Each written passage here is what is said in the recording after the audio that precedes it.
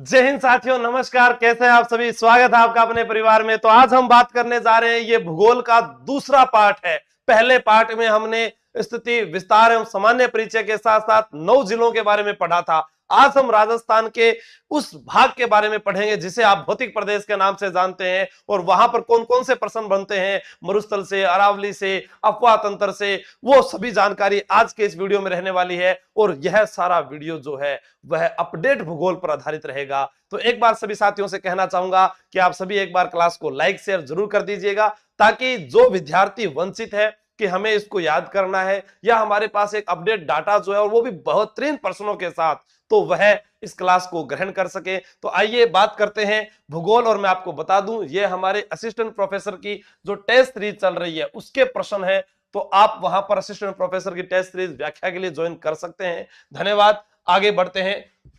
Okay, हाँ, 5 लाख का जो परिवार हुआ था प्ले स्टोर पर, यूट्यूब पर हो सकता है। राजस्थान में हमसे ज्यादा कोई भी यूट्यूब पर विद्यार्थी जुड़े हो सकते हैं, लेकिन प्ले स्टोर पर जहां पढ़ने वाले विद्यार्थियों की संख्या 5 लाख है, वो है तैयारी कर लो ऐप। और वहां पर 3 दिन आपके पास और बचे हैं। किसी भी बैच में शामिल हो सकते हो। जिनको जिला दर्शन व्याख्या सहित चाहिए प्रश्नों की, वो ये भी मिल रही है, क्योंकि वह जीके आशु सर यूट्यूब चैनल पर आपको जिला दर्शन के नए वीडियो कल से मिलने वापस प्रारंभ हो जाएंगे। दूसरा, पशु परिचर के जो कोर्सेज, जो टेस्ट सीरीज है, वो सारे उसमें मिल जाएंगे। विजय बैच में आप शामिल हो सकते हैं। ऑफलाइन स्पेशल विजय बैच जो है RS प्री, SI, ठीक है, और रीट कांस्टेबल के लिए चलाया जा रहा है, जिसमें कांस्टेबल वाले 2 जनवरी से आएंगे, और ये जो है RS SI रीट वाले जो है 1 जनवरी से आकर अपना रजिस्ट्रेशन पहले कराएं और इसमें प्रवेश लें। पहला प्रश्न आपकी मोबाइल स्क्रीन पर यह रहा कि राजस्थान का कौन सा भौतिक प्रदेश अवशेष है? कौन से भौतिक प्रदेश अवशेष है कि यहां पर राजस्थान के भौतिक प्रदेश अवशेष किसके माने जाते हैं? क्या वो गोंडवाना लैंड के हैं? क्या वह अंगारा लैंड के हैं? क्या वह 33 सागर के हैं? मैं आपको एक बात बताना चाहूंगा कि राजस्थान का ही नहीं, भारत का भी अगर कोई पूछे आपसे, तो कह देना अंगारा लैंड का कोई भी अवशेष नहीं है। इतना कॉन्फिडेंस के साथ। अरे भाई लिखो रे, लिखो। हाँ, राजस्थान या भारत का कोई भी भौतिक प्रदेश,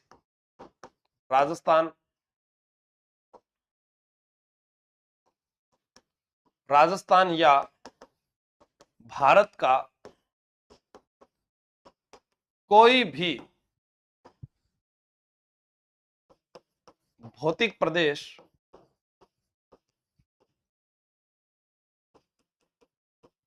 अंगारा लैंड का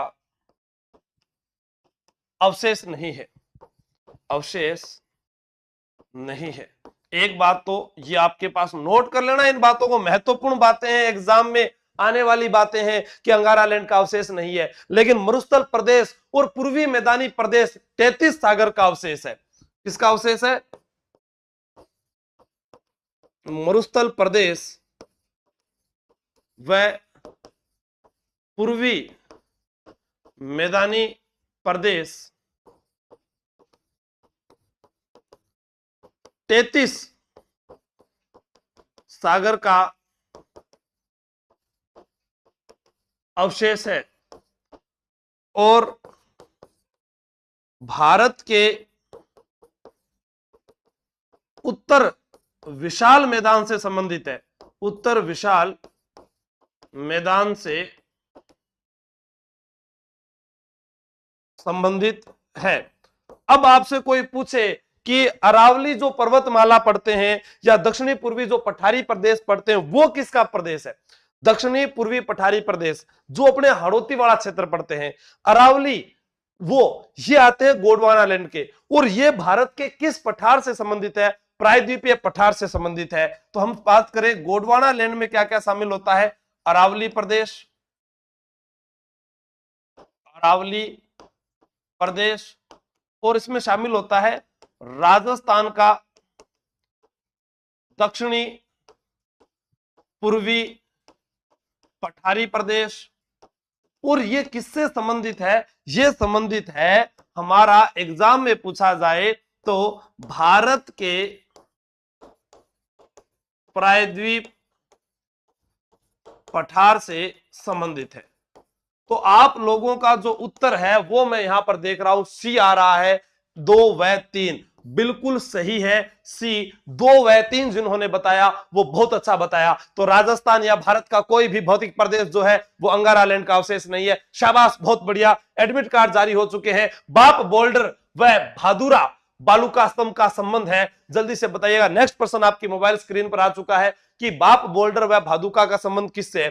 पुराजीवी महाकल्प के बारे में बात कर रहे हैं पड़े। शाबाश। देखो मैं आपको बताऊं कि ये जो चट्टाने हैं इसके बारे में आपसे एग्जाम में पूछा जा सकता है। विंध्यन समूह जो है इसके अंदर शामिल होता है। विंध्यन समूह के अंदर मैं आपको बताऊं, जैसे एक प्रश्न पूछा जाए आपसे कि जीवाश्म पार्क, या वो ऐसे बोल दें ओकल वुड फॉसिल्स पार्क, ये किससे संबंधित है? तो आप बोलोगे ये संबंधित है जुरेसिक काल से, जुरेसिक काल से। और इनके अवशेष राजस्थान में कहां पर मिले हैं? तो आप ये बता सकते हैं कि ये है राष्ट्रीय मरु उद्यान में। मैं आपको एक चीज और बताना चाहता हूं और एग्जाम में कंफ्यूज कर देती है, राष्ट्रीय उद्यान अलग है और राष्ट्रीय मरु उद्यान अलग है। राष्ट्रीय मरु उद्यान सबसे बड़ा अभयारण्य है, सबसे बड़ा अभयारण्य है। ठीक है, यहां पर 18,000 करोड़ वर्ष पूर्व की बातें आपको देखने को मिलेगी कि वहां पर जो लकड़ी के अवशेष मिले हैं 18 करोड़ वर्ष है लगभग, ऐसा अपने वहां पर देखते हैं। अब राष्ट्रीय मरु उद्यान से भी प्रश्न आते हैं, जैसे आप लोगों से पूछा जाए 3,162 वर्ग किलोमीटर में फैला है। अब 3,162 आया, 31 दूना 62, 31 दूना 62। मालदेव का शासनकाल याद आ रहा है ना? बिल्कुल मनु राठौर, अनिल जी बहुत बढ़िया, मनीषा चारण शाबाश, सुनीता पवार, मनोहर भीलवाड़ा गुड। पुराजीवी महाकल्प, ठीक है, ये सबका उत्तर सही है, पुराजीवी महाकल्प जिन्होंने बताया है। अब अपने पूछे विंध्यन महासमूह के बारे में। विंध्यन महासमूह के, विंध्यन महासमूह के अवशेष, तो भैया ये जो अवशेष हैं ये कहां से कहां तक है? निम्बाहेड़ा चित्तौड़ से, निम्बाहेड़ा चित्तौड़ से सासाराम बिहार तक।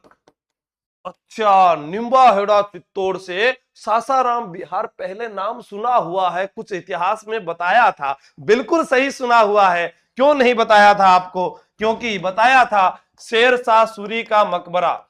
शेरशाह सूरी का मकबरा कहां पर है? तो शेरशाह सूरी का मकबरा भी सासाराम बिहार में है और यह जल में बना हुआ मकबरा है। इसके अलावा अपने राजस्थान के अंदर जो प्रीमियम कार्बोनिफेरस बाप बोल्डर पड़ते हैं, कार्बोनिफेरस बाप बोल्डर पड़ते हैं, वो हमारे फलोदी में है। ठीक है, क्या प्रश्न आता है? प्रीमियम कार्बोनिफेरस बाप बोल्डर, तो इसके जो अवशेष मिले हैं वो कहां पर मिले हैं? नया जिला जो बना है फलोदी, वहां पर मिले हैं। बाप बोल्डर सीधा पूछा जा सकता है, बाप बोल्डर तो आप फलोदी के अंदर बता सकते हैं। दूसरा, विंध्यन महासमूह के अवशेषों के अंदर अपने बात करें तो बिरमानिया, बिरमानिया जो है, बिरमानिया यहां पर एक क्षेत्र पड़ता है जैसलमेर के अंदर, बिरमानिया, वहां पर भी इसके जो अवशेष आपको देखने को मिल सकते हैं। नागौर की भूमि, बिल्कुल सभी को बुला लाओ वही सेना चाहिए। बूंदी से राम राम, सोनू प्रजापत शाबाश, गुड सुंदरेश, फौजी बन्ना जी बहुत बढ़िया। ठीक है, बिरमानिया जैसलमेर हो गए, या फिर अपने नागौर वाला जो क्षेत्र है वहां पर भी आपके पास अवशेष मिलते हैं। तो क्लास का उत्तर हो गया कि पुराजीवी महाकल्प आप सभी ने सही बताया है। ध्यान रखना, भारत के अंदर आपसे पूछा जा सकता है कि जीवाश्म पार्क राजस्थान में, भारत के संदर्भ में राजस्थान में ओकलवुड फॉसिल्स पार्क, जहां पर हजारों वर्ष पुराने जो है लकड़ी के अवशेष मिले हैं। हाँ, लकड़ी के अवशेष मिले हैं 18 करोड़ वर्ष पुराने, बिल्कुल सभी का सही है। मनीषा चारण, संगीता गुजर बहुत बढ़िया। कभी भी आपसे पूछा जा सकता है कितने वर्ष पुराने? 18 करोड़ वर्ष पुराने, 18 करोड़ वर्ष पुराने। आज लकड़ी का खरूट पड़ा है बट है जो आपा देखा। हाँ ठीक है, आगे चले नेक्स्ट प्रश्न आपकी मोबाइल स्क्रीन पर यह रहा, कौन सा विद्यार्थी सबसे पहले इसका जवाब देता है? बहुत ही अच्छा प्रश्न है, सोचने वाला प्रश्न है। ऑप्शन को ध्यान में रखते हुए जल्दी से बताइएगा। राम साहब प्रणाम आप सभी को, कपिल मीणा, अनिल रेनीवाल, मनीष कुमार मीणा, राम राम साहब, लेकिन जल्दी से जवाब दीजिएगा। राम राम तो हम तब भी कर लेंगे जब अपने मिलेंगे। जिप्सम के लिए जाना जाता है बिरमानिया, विजय भार्गव बहुत बढ़िया बताया। जिप्सम, जिप्सम जो है इसके लिए जाना जाता है बिरमानिया। बिरमानिया जो है वो जिप्सम के लिए जाना जाता है, और ये जाना जाता है जिप्सम के लिए जैसलमेर में। आप राजस्थान के अंदर जिप्सम के अंदर गोठ मांगलोद है, भदवासी है, जामसर है, ये सारे जिप्सम के मुख्य क्षेत्र माने जाते हैं। देखता हूं आप लोगों की संख्या बहुत कम है जीवड़ा, मेरा दिल टूट जाए। देखो तो यहाँ कम आओ नहीं जना, क्लास बंद कर रखे क्लासिया। कौन पढ़ रहे, कौन पढ़, बंद करोगे जाऊंगे मैं, है भाग जाओगे? अरे बारे मोबाइल पढ़ गो रे। हाँ शाबाश। अब देखो इसका उत्तर कोई बता रहा है 1 नंबर है, कोई बता रहा है 2 नंबर है। मैं आपको बताऊं, देखो पहला प्रश्न ध्यान से सुनिएगा। पश्चिम मरुस्थलीय प्रदेश राजस्थान के कुल क्षेत्रफल का 66.11, ये नहीं है। पश्चिमी मरुस्थलीय प्रदेश राजस्थान के कुल क्षेत्रफल का 61.11% है, तथा यहां पर 40% जनसंख्या रहती है। ये बात सही है। तो ये वाली जो बात गलत है, इसकी जगह क्या होना चाहिए था? 61 मैं यहां लिख देता हूं, पश्चिमी मरुस्थलीय प्रदेश। ये सीधा सीधा आंकड़ा पूछा जाएगा आपसे, ठीक है ना? कितना हो गया? 61.11%। यानी पहला जो प्रश्न है ये गलत है। दूसरा, अरावली पर्वतीय प्रदेश राजस्थान के कुल क्षेत्रफल का 10% है, वह जनसंख्या का 9% है। तो मैं आपको बताना चाहूंगा मेरे युवा साथियों कि जो है क्षेत्रफल जो है वो तो 9% है, और जनसंख्या जो है वो 10%। उल्टा लिख दिया भैया, बाबू भैया उल्टा लिख दिया। तो ये भी आपका गलत है। क्या है? अरावली पर्वतीय प्रदेश, अरावली पर्वतीय प्रदेश जो है वो जो है ये क्षेत्रफल तो हो जाएगा 9%, और इसमें जो जनसंख्या है वो कितनी आ जाएगी? 10%। इसमें जो जनसंख्या है वो कितनी आ जाएगी? 40%। थार का मरुस्थल विश्व का सबसे युवा व धनी मरुस्थल है, और मरुस्थल प्रदेश को ईश्वरी प्रसाद ने रुक्ष प्रदेश की संज्ञा दी है। किसकी संज्ञा दी है? रुक्ष प्रदेश की। और यह संज्ञा देने वाला कौन व्यक्ति है? ईश्वरी प्रसाद है, ईश्वरी प्रसाद है। तो यहां पर पूछा गया असत्य कथन। तो असत्य कथन के अंदर आपको मैं बता देता हूं कि 1 व 2 यानी सी ऑप्शन होगा। अब जो 1 बता रहे थे ना वो थोड़ा ध्यान रखिए, ठीक है, कि यहां बदला हुआ है। बाकी ये भी सही है, ये भी सही है, 3 और 4 बिल्कुल सही है। हाँ बहुत बढ़िया, शाबाश, गुड। ऐसे प्रश्न बहुत आएंगे जिसमें सिर्फ लाइनें कंफ्यूज करेगी, यही तो फिर प्रश्न बनाने का तरीका है, ठीक है ना? नेक्स्ट आगे बढ़ते हैं। उत्तर पश्चिम मरुस्थल प्रदेश राजस्थान के कितने संभागों में है? देखो हम बात कर रहे हैं उत्तर पश्चिम मरुस्थल प्रदेश की।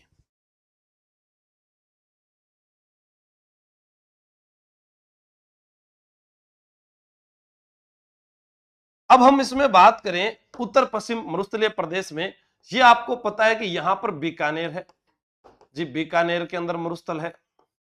ये आपको पता है कि जोधपुर के अंदर मरुस्थल है। ये आपको पता है कि अजमेर में मरुस्थल है। अब इसके अलावा वर्तमान में 2 ऐसे संभाग और शामिल हो गए जिनमें मरुस्थल है। अब आपका उत्तर आ रहा है 6, कोई बोल रहा है 3, है ना? राम राम जी। तो मैं थान बताबो चाहूं हूं जिबड़ा थोड़ी सी गलती कर रहे होते।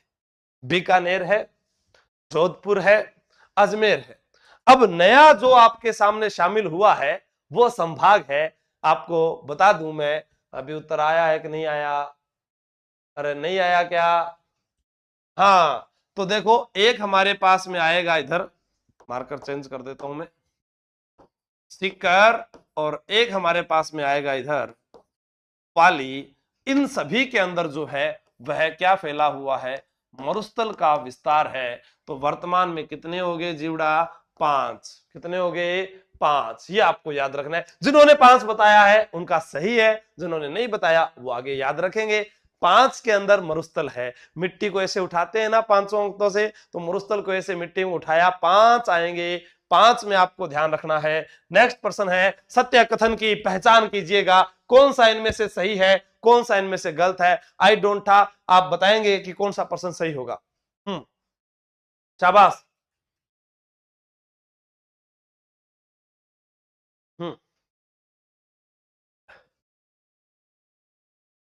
शुष्क मरुस्थल प्रदेश का 58.50% भाग बालुका स्तूप प्रदेश तथा 41.50% भाग बालुका स्तूप मुक्त प्रदेश है। बालुका स्तूप मुक्त प्रदेश को 85,660 वर्ग किलोमीटर में है। राजस्थान को 2 भागों में बांटने वाली समवर्षा रेखा 25 सेंटीमीटर है। क्या उत्तर आ रहा है? पूजा बाई जी के ट्रिक, राम राम, गंगानगर से शिवम, संजय कुमार जी, जल्दी बताइएगा। मेरी उम्र 18 वर्ष हो जाएगी प्लीज। अरे SR कृष्ण भर देना फार्म, पढ़ाई के समय बीच में बात मत करिया करो, नहीं तो मन बहुत गुस्सा आ रहे है, फिर ब्लॉक कर देंगे। फिर टेक्निकल टीम, आपको ध्यान रखना फिर। हाँ शाबाश अदिति जी, पूजा शर्मा जी। 1 और 3 पहले उल्टा लिखा हुआ है। मनोहर भिलवाड़ा, अरे जीवड़ा 1 और 3 बता रहे हैं। 1 और 3 तो ऑप्शन ही कौन है? सत्य कथन की पहचान करनी है। सत्य कथन डी बता रहे हैं, 1 2 3 तीनों सत्य हैं। प्रियंका बामणिया एजीटी 1 और 3 बता रही है। फंस गया ना जाल में, हमने कहा था फंस जाओगे, फंस जाओगे, फंस जाओगे। देखो वो आपनो राजस्थान है। रंग रंगीलो छेल छबीलो म्हारो राजस्थान। छेल छबीलो कैसे हो सकता है? हो सकता है, हमने किया। अब इसके अंदर जो अपने बात कर रहे, राजस्थान को 2 भागों में बांटने वाली समवर्षा रेखा, तो वो ये 2 भागों में जो बांटती है वो है 50 सेंटीमीटर वर्षा रेखा, या आप इसको बोल सकते हो 500 mm वर्षा रेखा। लेकिन मरुस्थल को जो काटती है इधर, उसको बोलते हैं अपने 25 सेंटीमीटर या फिर 250 mm। तो यहां पर इसका जो उत्तर है, पहला भी सही है, दूसरा भी सही है, 1 और 2 नंबर जो है वह सही होगा। आपको याद करना था। हाँ 50 सेंटीमीटर या 500 mm जो वर्षा रेखा है वो राजस्थान को 2 भागों में बांटती है। जीवड़ा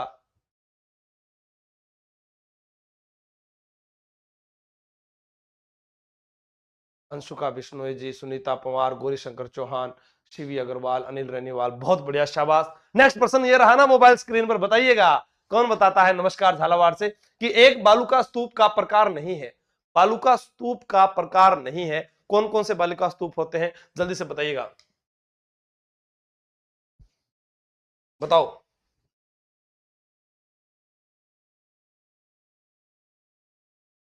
बताओ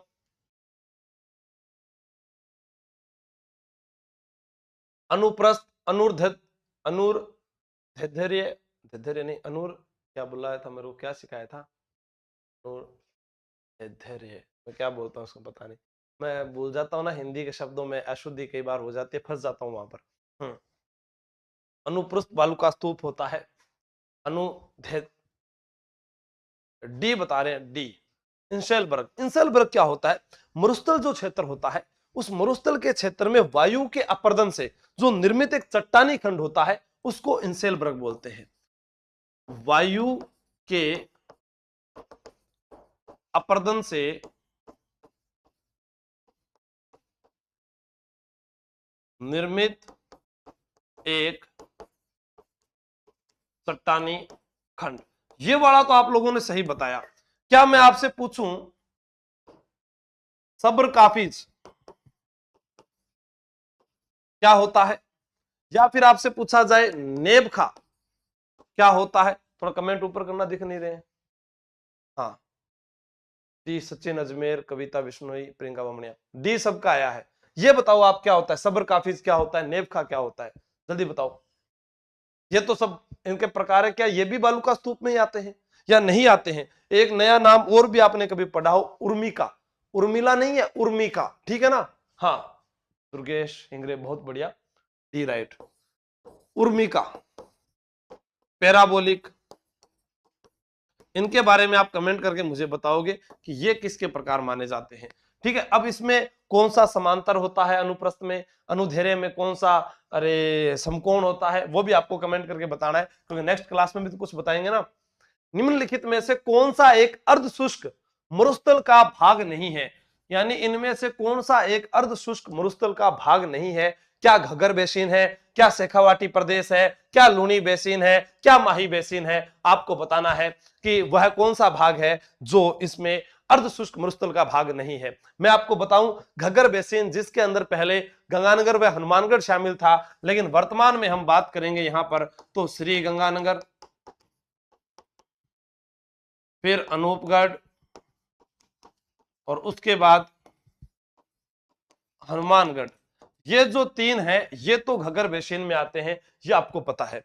अब आया हमारे पास शेखावाटी। शेखावाटी वाली भूमि को हम क्या कहते हैं? अंतः प्रवाहित क्षेत्र, अंतः प्रवाह का क्षेत्र बोलते हैं, तोरावाटी क्षेत्र बोलते हैं, क्योंकि यहां पर एक नदी बहती है जिसका नाम है कांतली नदी, और कांतली नदी को जो है मौसमी नदी के नाम से भी जाना जाता है, जिसकी कुल लंबाई 100 किलोमीटर है। ठीक है, फिर हमारे पास में एक हमारे पास माही बेसिन। माही बेसिन आपका फिर डी आंसर सही आ रहा है, माही माही बिल्कुल सही बताया। माही बेसिन जो है वो मैदानी प्रदेश का भाग है। ये किसका भाग है? मैदानी प्रदेश का भाग है, मैदानी प्रदेश का भाग है।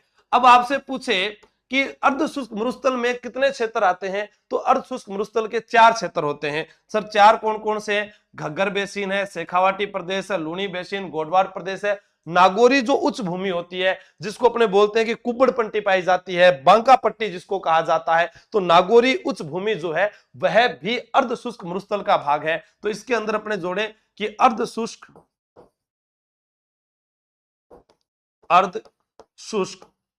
मरुस्थल। तो अर्ध शुष्क मरुस्थल जो है इसमें 4 भाग आते हैं, और 4 भाग में हमारे पास घग्गर, शेखावाटी, लूनी बेसिन हो गया। एक अपने जोड़ते हैं नागौरी, नागौरी नाचे छम छम नाचे, नागौरी उच्च भूमि। ठीक है, इसके अंदर क्या पाई जाती है? कुब्बड़ पट्टी, या इसे बोलते हैं बांका पट्टी। क्या बोलते हैं? बांका पट्टी पाई जाती है। और एक चीज और विशेष ध्यान रखनी है कि कुब्बड़ पट्टी बांका पट्टी है। ठीक है, एक तो ये हो जाएगी। उसके बाद में हमने पढ़ा यहां पर घग्गर बेसिन, घग्गर बेसिन, फिर हमने पढ़ा यहां पर शेखावाटी, शेखावाटी बेसिन, शेखावाटी बेसिन, और एक आ गया हमारे पास 4 नंबर पर लूनी बेसिन, लूनी बेसिन। अब मैं एक चीज कहूं यहां पर कि जो शेखावाटी प्रदेश है इसको तोरावाटी प्रदेश भी बोलते हैं, तोरावाटी प्रदेश। अंतः प्रवाहित क्षेत्र भी बोलते हैं, अंतः प्रवाहित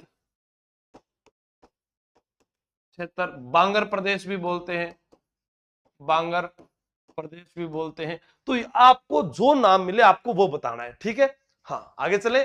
नेक्स्ट प्रश्न आपकी मोबाइल स्क्रीन पर ये रहा, अरावली के संदर्भ में गलत कथन बताना है। अरावली जो है जिसकी तुलना अमेरिका के अपलेशियन पर्वतमाला से की जाती है। अरावली एक घर्षित पर्वत है जिसको अवशिष्ट पर्वत भी कहा जाता है। ठीक है, हाँ बताओ।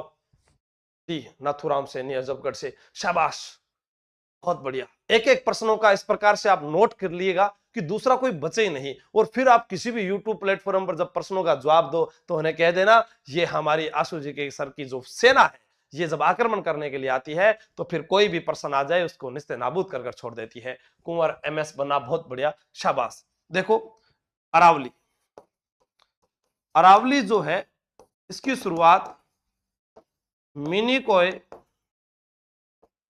द्वीप,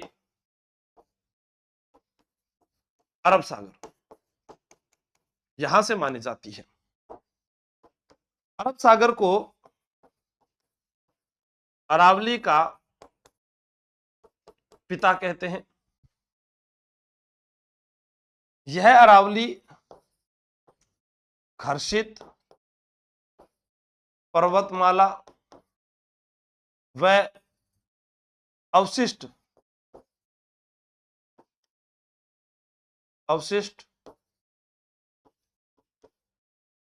पर्वतमाला है। तुलना अमेरिका की आपलेशियन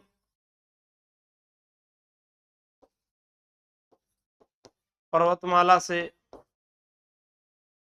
होती है। और आपसे पूछे कि अरावली जो है इसकी लंबाई 692 किलोमीटर है। राजस्थान में 550 किलोमीटर है। अब प्रश्न, विश्व का सबसे नवीन पर्वत यहां पर आया है प्राचीन। क्या आएगा? प्राचीन। ठीक है, एक तो ये गलत हो गया। कुल लंबाई 692, राजस्थान में 550, ये तो बिल्कुल सही है। अरावली की औसत ऊंचाई चौड़ाई उत्तर पूर्व से दक्षिण पूर्व की ओर बढ़ती है, ये बात। अरावली राजस्थान में एक महान जल विभाजक का काम करती है। बताइएगा उत्तर क्या होगा इसका? अरावली की मम्मी कौन है? अरावली की मम्मी संतों का शिखर कर्नल टोड, वो गुरु शिखर, वो आएगा ना अभी। बताओ। अरावली का विस्तार। अच्छा, अरावली विस्तार नहीं बताया गया। देखो अपने पढ़ते हैं इसको, कहां से पढ़ते हैं देखो, पालनपुर गुजरात, गुजरात से फिर आगे राजस्थान, राजस्थान से आगे हरियाणा, हरियाणा से आगे दिल्ली, और दिल्ली में है रायसीना हिल। रायसीना हिल पर क्या बना हुआ है? राष्ट्रपति भवन या संसद भवन या प्रधानमंत्री भवन, जो भी आप बताओ मुझे, क्या बना हुआ है जल्दी से बताओ।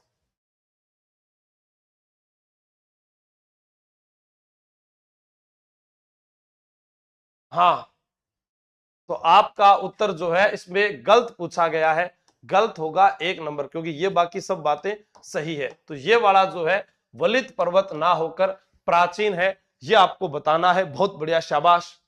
रायसीना पर क्या बना हुआ है ये बताना है। सी सही है भैया। नेक्स्ट, निम्न कथनों में सत्य कथन की पहचान करें। अरावली मरुस्थल के विस्तार को रोकती है। अरावली खनिज संपदा में धनी प्रदेश है। राजस्थान की सभी नदियों का उद्गम अरावली से होता है। अरब सागरीय हवाएं अरावली के समानांतर निकल जाती है। इसका उत्तर बताएं। नेक्स्ट प्रश्न आपकी मोबाइल स्क्रीन पर है। अंशुका बिश्नोई जी नमस्कार, पाकिस्तान बॉर्डर से। देखो आपकी संख्या और जोश कम होता हुआ नजर आ रहा है।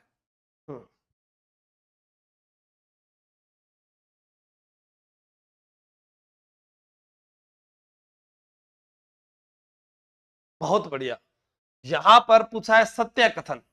सत्य कथन में 1 भी सही है, 2 भी सही है और 4 भी सही है। 3 यहां पर गलत है। 1 2 4 होगा, यह आपको ध्यान रखना है कि अरावली की सभी नदियों का उद्गम जो है, अरावली की जो है अधिकांश नदियों का उद्गम होता है। सभी की जगह क्या आता है यहां पर? अधिकांश। क्या आता? अधिकांश नदियों का उद्गम जो है वो होता है, सभी नदियों का उद्गम नहीं होता। अरावली बंगाल की खाड़ी की जो हवाओं के लिए अवरोधक का कार्य करती है। बिल्कुल, हाँ, वेरी नाइस क्लास, ठीक है। अरब सागरीय हवाएं जो है वो अरावली के समानांतर निकल जाती है, लेकिन बंगाल की खाड़ी के लिए अरावली अवरोधक का कार्य करती है, जिससे वर्षा होती है। नेक्स्ट, निम्नलिखित पर्वत चोटियों को ऊंचाई के अनुसार आरोही क्रम में व्यवस्थित करें। जो पर्वत चोटियां हैं उनको ऊंचाई के अनुसार आरोही क्रम में व्यवस्थित करना है। आपका उत्तर क्या आता है, चलो देखते हैं। बताइएगा उत्तर क्या आ रहा है आप लोगों का सबसे पहले।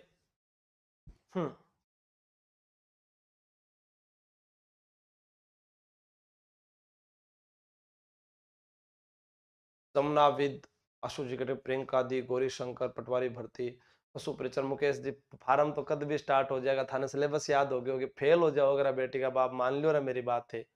हाँ, 80% राजस्थान है, बरसात लक्ष्मीणा बंगाल की खाड़ी से। बताओ, अब मैं यहां पर बताऊं आपको, तो 3 4 1 2 5 विनोद कुमार बोल रहे हैं। 3 सबसे पहले 3 नंबर टोडगढ़, 3 टोडगढ़। फिर 4 क्योंकि आरोही पूछा है ना, रघुनाथगढ़।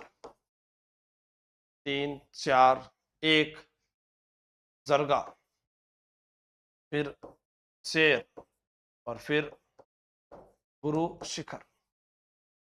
बिल्कुल, ये आपका ऑप्शन जो है वो सही हो जाएगा।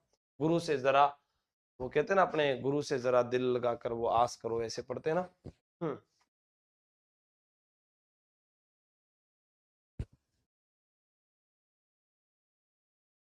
ए आ रहा है। ए आला कैसे ए कर रहे हो आप? 5 2 1 4 3 आरोही पूछ रहे हैं। हाँ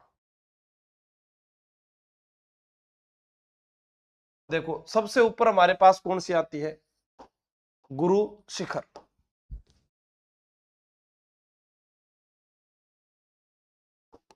फिर आती है शेर, फिर जरगा। अब गुरु शिखर जो है वो 1722 या 1727, शेर 1597, जरगा 1431। फिर हमारे पास आती है अचलगढ़। कौन सी आती है? अचलगढ़। फिर हमारे पास में आती है कुंभलगढ़। कौन सी आती है? कुंभलगढ़। आपसे पूछा जाए अचलगढ़, अचलगढ़ कितनी है? 1380 है। कितनी है? 1380 अचलगढ़ है, और 1224 जो है वो कुंभलगढ़ है। अचलगढ़ कितनी है? 1380 है, कुंभलगढ़ 1224 है। अब अपने अभ्यारण्य पढ़ते हैं, कुंभलगढ़ अभ्यारण्य। कुंभलगढ़ अभ्यारण्य के अंदर ही हम देखते हैं कि एक जो दुर्ग बना हुआ है उसका नाम है कुंभलगढ़ दुर्ग, जिसके लिए अबुल फजल ने कहा था कि नीचे से ऊपर देखने पर सर पर रखी पगड़ी गिर जाती है, यह दुर्ग इतनी बुलंदी पर बना है। The great wall of India के नाम से जाना जाता है। वह भारत की महान दीवार कुंभलगढ़ की दीवार है, जो 36 किलोमीटर लंबी है। लेकिन उससे भी बड़ी दीवार जो 41 किलोमीटर लंबी है, वो बीकानेर के अंदर जो चारागाह भूमि है उसकी दीवार है। रघुनाथगढ़ 1055 मीटर आती है। बिल्कुल।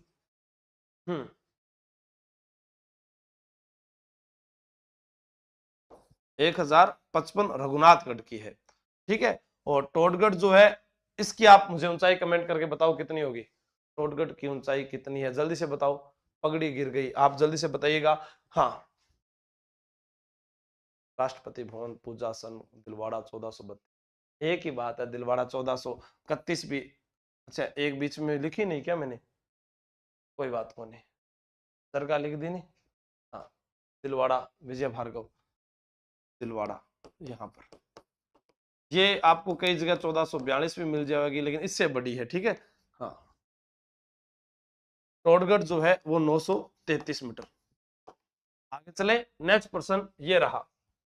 सुमेलित करना है, उड़िया का पठार कहाँ है, भाकर कहाँ है, भोराट कहाँ है, लसाड़िया का पठार कहाँ है। जैसे मैं कई बार एग्जाम में देखता हूं, प्रश्न पूछा जाता है आपसे एग्जाम में, भोमट।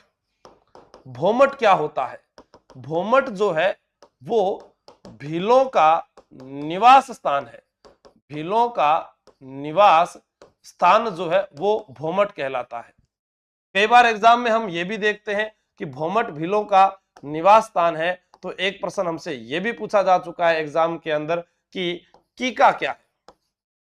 कीका, कीका भीलों में छोटा बालक, भीलों में छोटा बालक जो है उसे कीका कहते हैं। कीका जो है वो राणा प्रताप के बचपन का नाम था। राणा प्रताप के बचपन का नाम जो था वो कीका था। इसके अलावा अपने बात करते हैं भराड़ी। एक नाम आता है भराड़ी। भराड़ी जो है भीलों की देवी है। भीलों की देवी है। भीलों की देवी है। ऐसे ही हमारे से एग्जाम में पूछा जाता है संप सभा। संप सभा, इसकी स्थापना सिरोही में की गई थी, और वो की गई थी 1883 ईस्वी में गोविंद गिरी द्वारा। गोविंद गिरी द्वारा। और रीट एग्जाम में प्रश्न पूछा गया, गोविंद गिरी का जन्म किस परिवार में हुआ था? बंजारा परिवार में इनका जन्म हुआ था।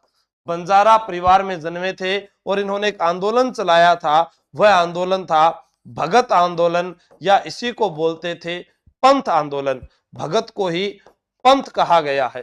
क्या कहा गया है? पंथ कहा गया है। तो राजस्थान का जो सबसे ऊंचा पठार है वह है उड़िया का पठार, जो है सबसे ऊंचा पठार। ये यहां लिखा हुआ है, ये आ गया। सबसे ऊंचा पठार है जो 1360 मीटर है। कितना है? 1360 मीटर। कई जगह आपको 1395 मीटर भी लिखा हुआ मिल सकता है, आप 1360 को ध्यान देंगे। भाकर, भाकर जो है सिरोही की तिरु ढाल वाली पहाड़ियां हैं। सिरोही की तिरु ढाल वाली पहाड़ियां हैं। भोराट का पठार कुंभलगढ़ व गोगुंदा के बीच का क्षेत्र है, जिसे भोराट का पठार कहा जाता है। लसाड़िया का पठार जयसमंद के पूर्व में पठार है। जयसमंद के कर रहे जयसमंद के पूर्व में पठार है। और आपको ध्यान रखना है, जयसमंद ये झील के बारे में बात की जा रही है, और जयसमंद झील वर्तमान में किस जिले में आती है? सलुम्बर जिले में आती है। किस जिले में आती है? सलुम्बर जिले में आती है। गिरवा, एक प्रश्न आता है, उदयपुर का तस्त्री नुमा जो बेसिन है उसको गिरवा कहा जाता है। क्या कहा जाता है? गिरवा कहा जाता है। ठीक है, प्रश्न आए गिरवा किसे कहते हैं? गिरवा उदयपुर का तस्त्री नुमा बेसिन क्या कहलाता है? गिरवा। ऐसे ही आपसे एक प्रश्न और पूछा जाए, देशहरो जरगा व रागा पहाड़ियों के बीच वर्ष भर हरा भरा रहने वाला क्षेत्र क्या कहलाता है? देशहरो। देशहरो ये क्या कहलाता है? जरगा व रागा पहाड़ियों के बीच, पहाड़ियों के बीच हरा भरा रहने वाला क्षेत्र। ऐसे ही आपसे पूछा जाए ऊपर माल का पठार कहां पर है, तो ऊपर माल का पठार बिजोलिया भीलवाड़ा से भैंस रोडगढ़ चित्तौड़गढ़ के मध्य है। कहां पर है? बिजोलिया भीलवाड़ा से भैंस रोडगढ़ के चित्तौड़गढ़ के मध्य है ऊपर माल पठार। यह भी एग्जाम की दृष्टि से इंपॉर्टेंट है, तो आपको याद रखना है बिजोलिया से भैंस रोडगढ़, भैंस रोडगढ़। और जब भैंस रोडगढ़ की बात आती है तो आप कह सकते हैं कि कर्नल टोड ने कहा था कि मुझे राजपुताने में अगर कोई जागीर पेशकश की जाए तो मैं चाहूंगा किसे? भैंस रोडगढ़ को चाहूंगा। भैंस रोडगढ़ एक जल दुर्ग आता है, लेकिन जल दुर्गों में जो सबसे बेस्ट माना जाता है वो है हमारा गागरोन का किला। कौन सा किला है? गागरोन का किला। ठीक है, बहुत बढ़िया। ऐसा एक प्रश्न और पूछ लूं मैं आपसे कि उत्तमाद्री किसका प्राचीन नाम है? तो भैंस रोडगढ़ का है। इसका उत्तर हुआ 1 का 3 ये रहा, 2 का 4 ये रहा, 3 का 2 ये रहा, 4 का 1 ये रहा। तो डी ऑप्शन जो है हमारा वो सही हो जाएगा। भाकर एग्जाम में पूछा गया, गिरवा पूछा गया, देशहरो पूछा गया, उड़िया का पठार है। इसके बाद आबू का पठार आता है। उड़िया के पठार के बाद कौन सा आता है? आबू पठार आता है। ठीक है, माउंट आबू के अंदर सिरोही जिला के अंदर सारी चीजें अपन करनी है। अंशी चौधरी जी आप कर सकते हैं तैयारी। ठीक है, अभी आप क्लास पर जवाब दीजिएगा कि 56 की पहाड़ियां हैं, बालोतरा में है, बाड़मेर में है, प्रतापगढ़ में है या बांसवाड़ा में है, यह आपको बताना है। 56 की पहाड़ी कहां से कहां तक है, जल्दी से बताएं। हाँ, भैंसा व्यापारी ने बनाया था, बहुत बढ़िया। अब देखो मैं आपको कुछ प्रश्न बताता हूं। पोखरण दुर्ग, पोखरण दुर्ग कहां पर है?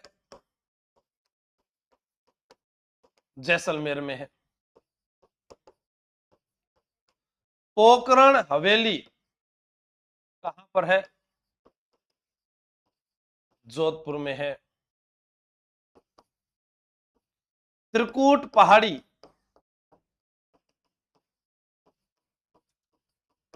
जैसलमेर में है। त्रिकूट पर्वत करौली में है। फिर आपसे पूछा जाए पुष्पक,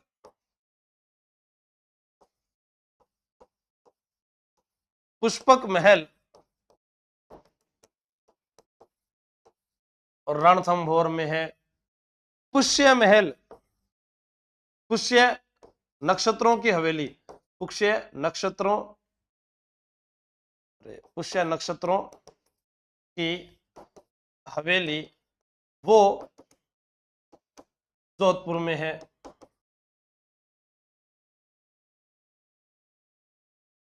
मान पैलेस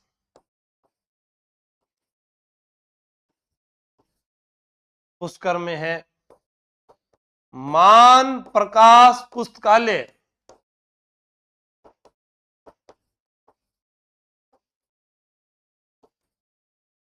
जोधपुर में। आपा फैक्ट सागे सागे तैयार कर ले जीवड़ा। आपा ने कोई भी यहाँ कापी के मायने लिख लेकर थान भेजवा की जरूरत को नहीं, एक सागे चीजें तैयार हो जावे है। बहुत सारी ऐसी चीजें हैं जिनसे हम कंफ्यूज होते हैं और वो हमको बार बार पढ़नी पड़ती है। मैं आपको एक बात बताऊं, आपका उत्तर जो आ रहा है वो ऊपरवाल पंच बोर्ड की स्थापना जो है 1917 में प्रेम चौहान की गई थी। उससे पहले किसान पंच बोर्ड की स्थापना 1916 में की गई थी। जीके मन कुछ भी मत पूछा करो, मैं नहीं थाने एकदम फटाफट फटाफट उत्तर जवाब दे दूंगा। अब देखो इसका जो उत्तर आप लोगों का आ रहा है उसको देखते हुए मुझे थोड़ा दुख हो रहा है, लेकिन मैं आपको बता दूं उत्तर होगा बालोतरा। क्या होगा? बालोतरा। पहले अपने पढ़ते थे, इसका जो विस्तार की बात करते हैं, ठीक है, तो जो नाकोड़ा का जो क्षेत्र आता है, किसका क्षेत्र आता है? नाकोड़ा की पहाड़ियां। नाकोड़ा की पहाड़ियां वो अपने बालोतरा में आ गई अब, ठीक है। तो अपने इसमें बाड़मेर का जिक्र नहीं करेंगे। लेकिन आपसे पूछे प्रतापगढ़ बांसवाड़ा में क्या है, तो है छप्पन का मैदान। छप्पन का मैदान जी, छप्पन का मैदान किस नदी का भाग है? माही नदी का मैदान, ठीक है। माही नदी वाला जो क्षेत्र है उसको बोलते हैं छप्पन का मैदान, ठीक है। नेक्स्ट प्रश्न आपकी मोबाइल स्क्रीन पर ये रहा। 5 लाख का परिवार होने पर 3 दिन आप लोगों के लिए ऑफर चल रहा है। जो नहीं जुड़े हुए वो ध्यान रख लेना यहाँ पर कि फैमिली बेस जो है ऑफलाइन 21,000 रुपए फीस है, लेकिन ऑनलाइन 2100 रुपए। RS फाउंडेशन 9,000 रुपए 999 में है, जो लगातार इसी फीस में चलता है और बहुत सारे विद्यार्थी जो इसमें सफल भी रहे हैं। पशु परिचर 999, राजस्थान सब इंस्पेक्टर 900, सभी कोर्सों का रेट एक ही कर दिया गया है। तो आप जो मर्जी ज्वाइन करें आपको उसके अंदर फायदा मिलेगा। विजय बैच जो है रीड स्पेशल, जो जीके की तैयारी कर रहे हैं, रीट की, जो सेकंड ग्रेड की तैयारी कर रहे हैं, उनको ये विजय बैच जो है जीके वाला इसको ज्वाइन करना चाहिए, ठीक है। फिर विजय बैच में महिला RSSI वो सारे इसमें ज्वाइन हो सकते हैं। पशु परिचय टेस्ट सीरीज, जिला दर्शन टेस्ट सीरीज आपके सामने है। फिर क्लास आपके सामने है असंगत है इसराना भाकर बिजासनी पहाड़ी, बेराट की पहाड़ी या सारण की पहाड़ी, आपका उत्तर क्या आता है? असंगत आपसे मैंने पूछा है। नाकोड़ा जैन मंदिर बालोतरा, मीरा भार्गव बहुत बढ़िया है। पार्श्वनाथ का मंदिर है जिसे जागती जोत व हाथ का हजूर कहा जाता है। नाकोड़ा को राजस्थान का मेवानगर भी कहा जाता है। मेवानगर। ज्योति नरुका जी माई राइट, बहुत बढ़िया, शाबाश। देखो आपकी संख्या कम होती है ना, मेरा दिल टूट जाए। पिंकू कुमार, जय खाटू श्याम जी, अरे भाया जवाब दो रे। हाँ देखो ये जो पहाड़ियां हैं, ऐसे ही मैं आपसे पूछ रहा हूं कि एक बार एग्जाम में पूछा गया था, क्या बोलते हैं उसको, भंवर माता की पहाड़ी।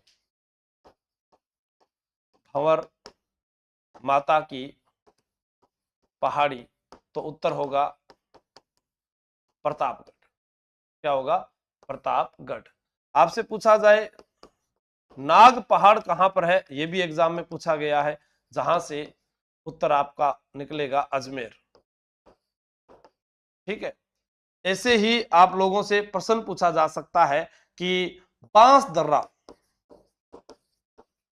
दर्रा पहाड़ी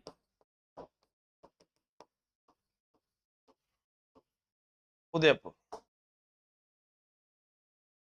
फिर आपसे पूछा जाए दमदमा पहाड़ी जिस पर बना हुआ है एक दुर्ग बना हुआ है, बयाना दुर्ग बना है। क्या बना है? बयाना दुर्ग बना है। देवगिरी पहाड़ी जिस पर बना है दौसा का किला। दौसा किला। नानी शिरडी, नानी शिरडी पहाड़ी जिस पर बना है सोजत दुर्ग। और हमसे पूछा जाए चिड़िया टूक पहाड़ी, चिड़िया टूक पहाड़ी, तो हम बताएंगे उत्तर मेहरानगढ़। उसी प्रकार बांस दर्रा पहाड़ी पर जो दुर्ग बना है उसका नाम है सज्जनगढ़। कौन सा दुर्ग बना है? सज्जनगढ़। अब आपको मैं बताऊं बेराट पहाड़ी इसका सही उत्तर होगा कि बेराट जयपुर में नहीं है, अब वर्तमान में कोटपूतली बहरोड में है, कोटपूतली बहरोड में है। और एक एग्जाम में पूछा गया शानदार प्रश्न आप लोगों से छोड़कर जा रहा हूं, वह है उदयनाथ पर्वत कहां पर है? उदयनाथ पर्वत कहां पर है? जल्दी बताइएगा, क्योंकि ये क्लास अभी आगामी होने वाले नए एग्जाम्स के लिए है। जब आप देखेंगे तो आपको पता चलेगा कि कितने प्रश्न आपको मिलते हैं। निम्नलिखित में से कौन सी एक नदी अरब सागरीय अफवाह तंत्र का भाग नहीं है? वह कौन सी नदी है जो अरब सागरीय अफवाह तंत्र का भाग नहीं है? जल्दी बताओ।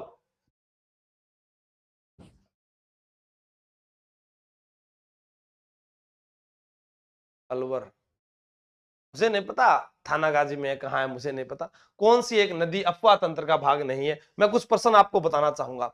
जाखम पर बना हुआ है जाखम बांध, जो राजस्थान के अनूपपुरा गांव प्रतापगढ़ जिले में बना हुआ है, प्रतापगढ़ जिले में बना हुआ है। और इसकी जो लंबाई ऊंचाई 81 मीटर ऊंचा, 81 मीटर ऊंचा, ठीक है।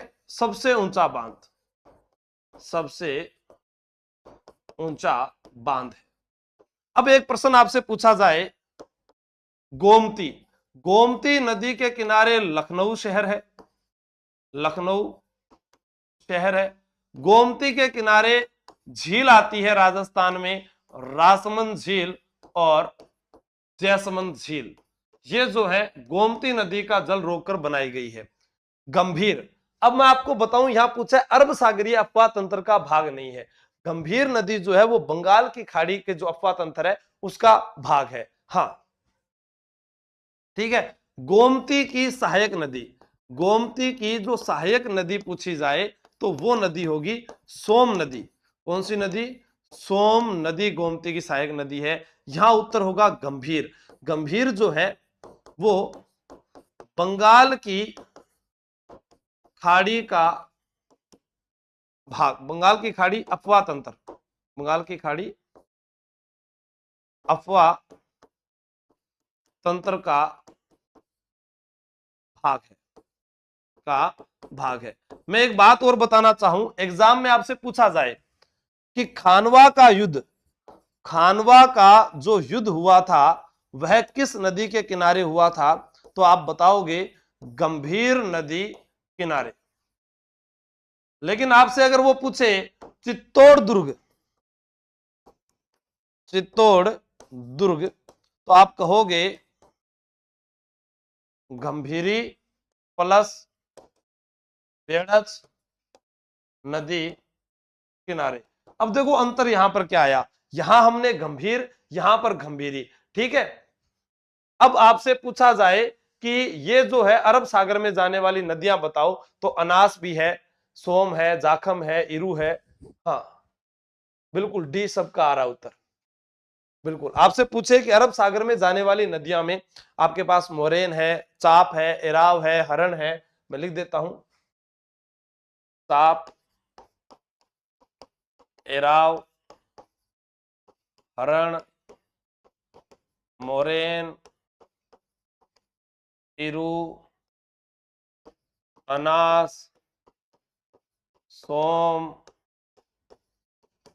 जाखम, ये सब की सब जो है गोमती, ये सब की सब किसका भाग है? अरब सागरीय नदी तंत्र का भाग है। ठीक है, हाँ बहुत बढ़िया। हम्म,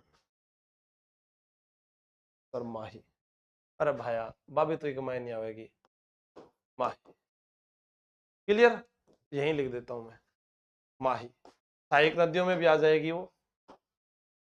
ओके चले आगे। प्रियंका मीणा, हरिस्थित हरि, दीपक कुमार मीणा, लक्ष्मी कुमार। रोज होती है क्लास, रोज ही हुआ रात में 9 बजे, चाहे क्लास नहीं होगी तो भी लाइव तो मैं आता ही आता हूँ। असंगत है, एक तरफ दिया हुआ है नदी और एक तरफ दिया हुआ है उद्गम स्थल। वह नदियां जिनका उद्गम स्थल पूछा जाता है, जैसे मैं आपको कई बार बताता भी रहता हूं कि आपसे पूछे बनास नदी, बनास नदी निकलती है खमनोर की पहाड़ी से। आपसे पूछा जाए कि खारी नदी, तो खारी नदी निकलती है बिजराल की पहाड़ी से। आपसे यह पूछा जाए चंबल नदी जाना पाव पहाड़ी से। आपसे पूछा जाए बाण गंगा बैराठ की पहाड़ी। सेवर साबी नदी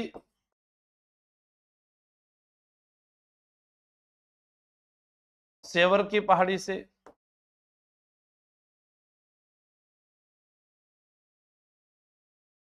कांतली नदी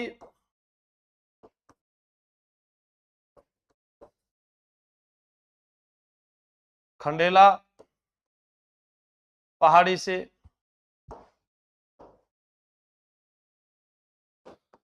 घग्गर नदी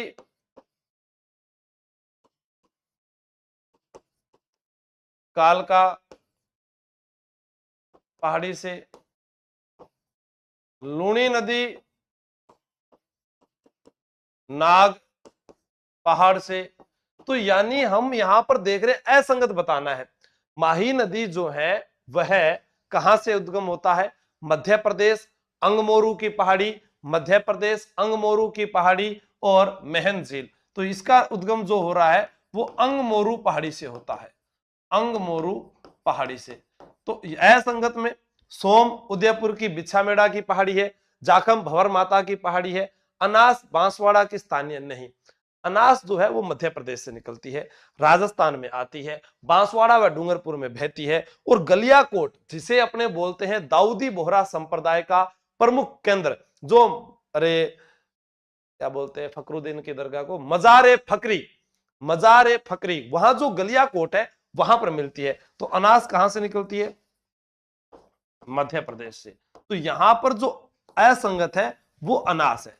और यह जो अनास है, अनास गलियाकोट में माही में मिलती है। अनास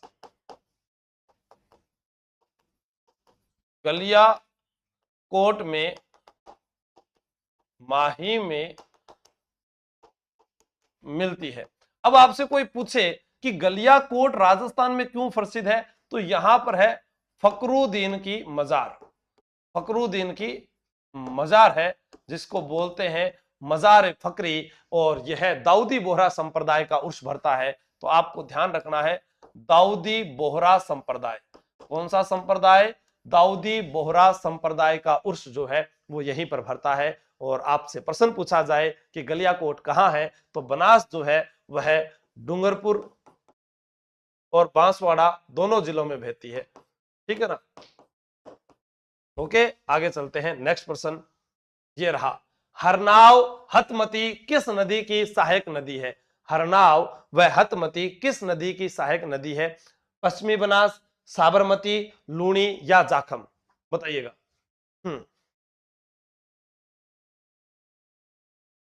देखो क्लास लाइक शेयर भी कौन करे, आज तो 1000 लाइक भी कौन है जीवड़ा, क्या बात है हैं? और 700 साथियों से भी कम हो गए।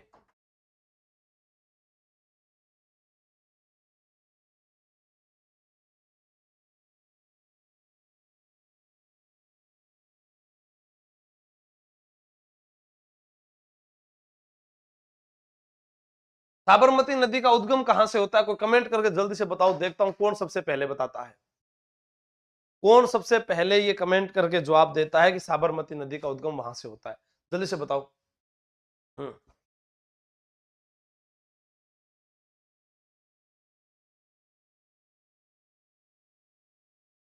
सरवण सिंह, बहुत बढ़िया।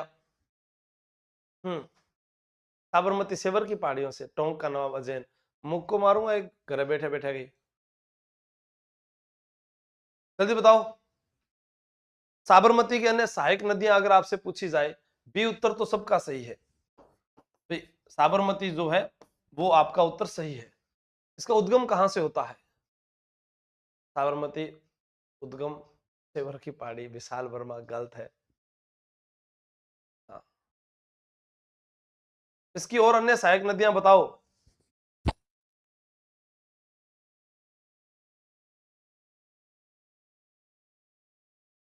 बहुत बढ़िया। देखो, आपसे पूछा जाए मेसवा, वेतक, याजम, ठीक है, अगर और सहायक नदियां उदयपुर के दक्षिण पश्चिम से, बिल्कुल। अरे क्या बोल रहे थे, मेसवा,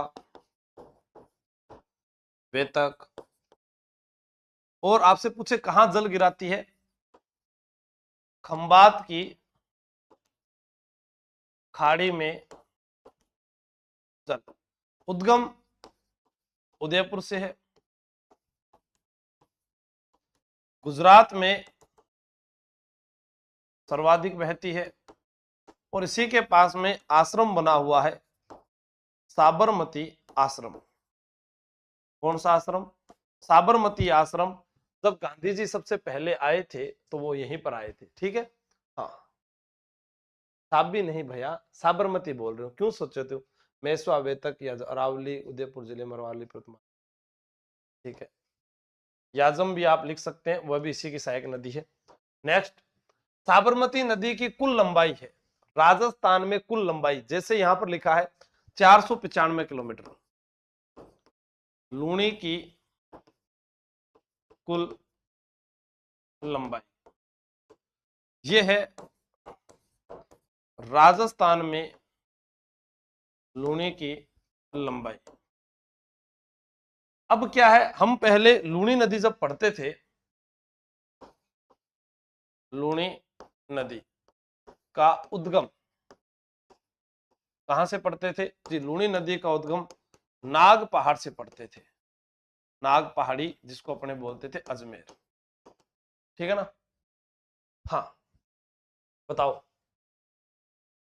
कुल लंबाई 416 है राजस्थान के अंदर, बिल्कुल 45 किलोमीटर। बाकी देखो, मैंने अभी बताया कुल लंबाई पूछी है, राजस्थान में साबरमती की लंबाई है, राजस्थान में साबरमती की लंबाई जो है वो 45 है, उत्तर इसका 416 किलोमीटर हो जाएगा। ओके, बहुत बढ़िया, शाबाश। प्रश्न है, निम्नलिखित में से किसका संबंध पश्चिम बनास नदी से नहीं है? पश्चिम बनास को छोटी बनास भी कहा जाता है, छोटी बनास भी कहा जाता है, किसका संबंध नहीं है?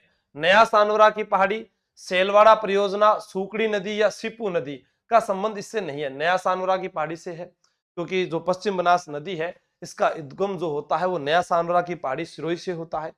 यहां पर पश्चिम बनास की सहायक नदी जिसका नाम आपसे पूछा जाए क्या है, तो आप बताओ मुझे, जल्दी से बताओ।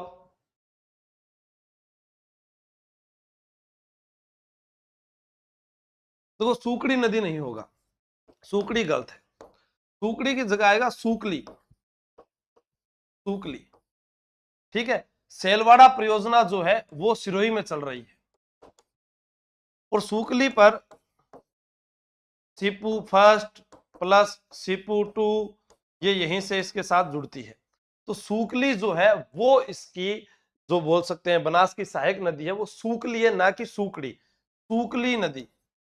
सूकड़ी अगर पूछे सूकड़ी कहां पर है, तो सूकड़ी नदी जो है वो हमारे पास में जालोर में आता है, जालोर, और ये लूणी की सहायक नदी है, लूणी की सहायक, लूणी की सहायक में सूकड़ी, लीलड़ी, मीठड़ी, जोजड़ी, ठीक है, ये आपको याद रखना है, बांडी सारी वो लूणी में है। नया सानवरा की पहाड़ी किस जिले में है? सिरोही में है, और यहीं से उद्गम होता है पश्चिम बनास नदी का, उद्गम जो है वो नया सानवरा की पहाड़ी से होता है, सिरोही में सेलवाड़ा परियोजना है, और यहां पर सूकड़ी नदी का संबंध नहीं है, सिपू नदी इसकी सहायकों में आती है। निम्नलिखित में कौन सा एक नाम लूणी नदी का नाम नहीं है? कौन सा एक नाम लूणी नदी का नाम नहीं है, बताइएगा। हाँ,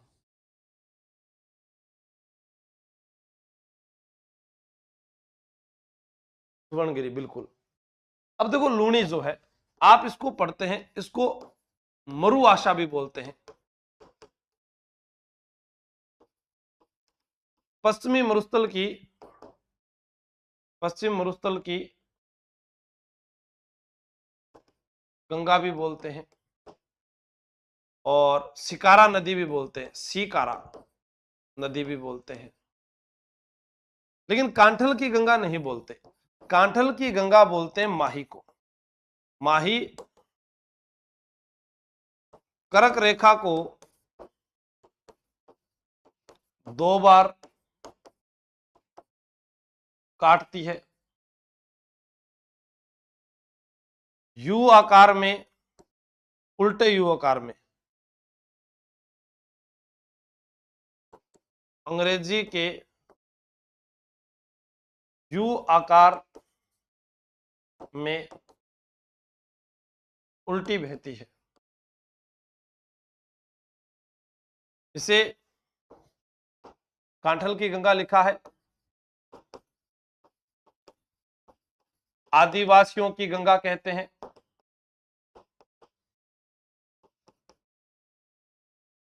वागड़ की गंगा कहते हैं,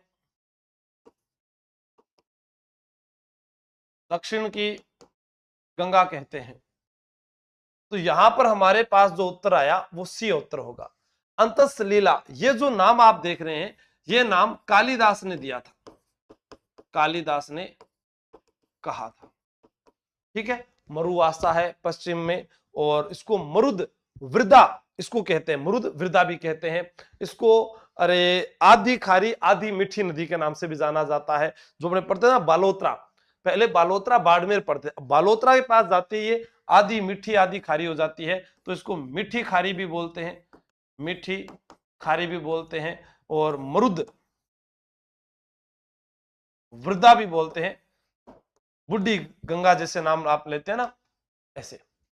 लूणी नदी के अफवाह में शामिल जिला नहीं है, क्योंकि बहुत अच्छा प्रश्न है, अफवाह में शामिल जिला नहीं है। पहले हम क्या पढ़ा करते थे, पहले पढ़ते थे अजमेर, नागौर, पाली, जोधपुर, बाड़मेर और जालोर, ये पहले पढ़ा करते थे। अब वर्तमान में ये नहीं है, अब वर्तमान में ये नहीं है, आपको ध्यान रखना है, ठीक है ना, ये वाला उत्तर नहीं होगा। हाँ, सिल्लू गांव से नहीं, लूणी नदी के अफवाह में शामिल नहीं है। अब लूणी नदी का अफवाह क्षेत्र जो अलग हो गया है।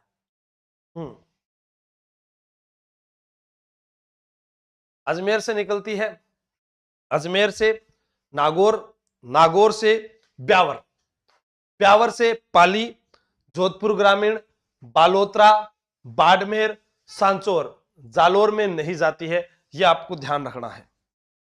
ठीक है, दोबारा बोल रहा हूं मैं, अजमेर,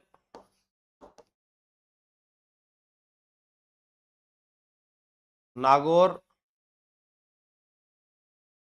ब्यावर, पाली, जोधपुर ग्रामीण,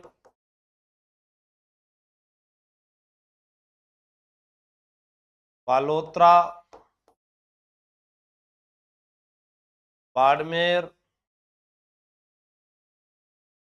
सांचौर, कच्छ का रण, क्लास खत्म हुए बाद में रोटी खाऊंगा। कच्छ का रण अजमेर में कहां से शुरू हुई, नाग पहाड़ से।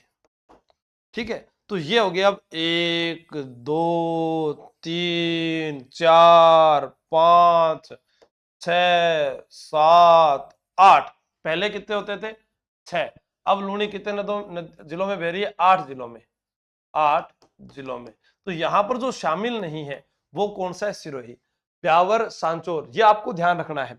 बालोतरा, बाड़मेर, सांचौर, जालोर नहीं है। ठीक है, ये विशेषकर ध्यान रखना है।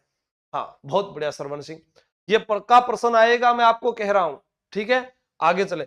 और आपसे यह भी पूछा जा सकता है कि लूणी की एकमात्र जो अपने पढ़ते थे ना, अरे बार बार एग्जाम में, तो अपवाद माने जाते जोजड़ी, ठीक है ना, वो भी आपको ध्यान रखना है।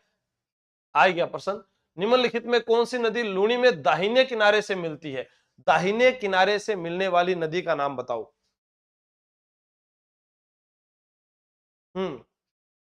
जिसका उद्गम अरावली से नहीं होता, जोजड़ी, अरावली से उद्गम नहीं होता। ठीक है, वो पोटलू गांव से होता है, पोटलू गांव से उद्गम, जोजड़ी। राजस्थान में नदियों का अवरोही क्रम कितना प्रश्न हो रह गया। ओ माय गॉड, बड़ा प्रश्न पड़े। अच्छा ये तो है ही नहीं।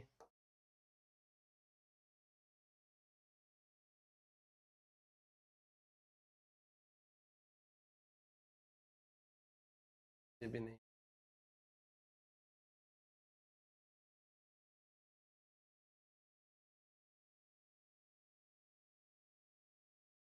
अवरोही क्रम बताना है आपको। हम्म, सबसे ज्यादा अवरोही क्रम सी राइट।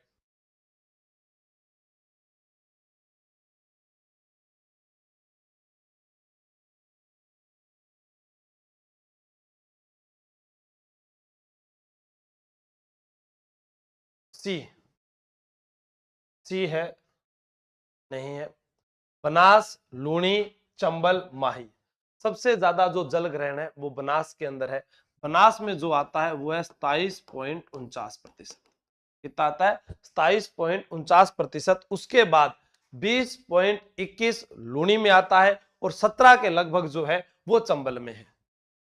20.21 लूणी का है और 17.18 जो है वो चंबल का है। तो यहां पर अवरोही क्रम के अंदर आपके पास में उत्तर हो जाएगा ए, और माही वो है 9.46%। निम्नलिखित में कौन सी एक नदी आंतरिक प्रवाह की नहीं है? आंतरिक प्रवाह की नदी नहीं है, आपका यहां पर उत्तर क्या होता है जल्दी से बताइएगा। आंतरिक प्रवाह की नदी नहीं है, हाँ, तो यहां पर होगा सागी। सागी जो है वह अरब सागर का भाग है, अरब सागर। और इसके अंदर आपको मैंने एक लाइन बताई हुई है, मालू सो जा नहीं तो सांप खा जाएगा। ये सारी अरब सागर में, माही, लूणी, सोम, जाखम, साब, खाब, साबरमती, सागिर, ये सारा आप इसको याद रखना है। राजस्थान में पूर्ण बहाव की दृष्टि से अंतः प्रवाह की सबसे लंबी नदी है जिसकी लंबाई है 100 किलोमीटर, और वह नदी है कांतली। कांतली नदी के किनारे एक सभ्यता आती है, गणेश्वर सभ्यता, और वह नया जिला है हमारा, वहां पर आती है नीम का थाना जिला, नीम का थाना जिला। ठीक है। चूरू व झुंझुनू की सीमा पर विलुप्त।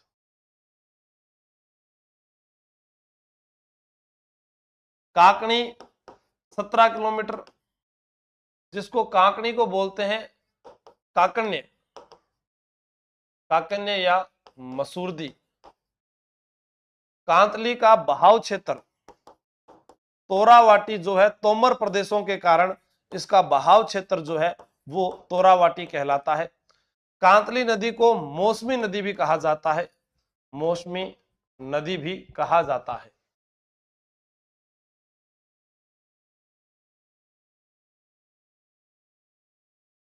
बताओ। हाँ, उत्तर है असंगत बताना है। क्या बताते हो?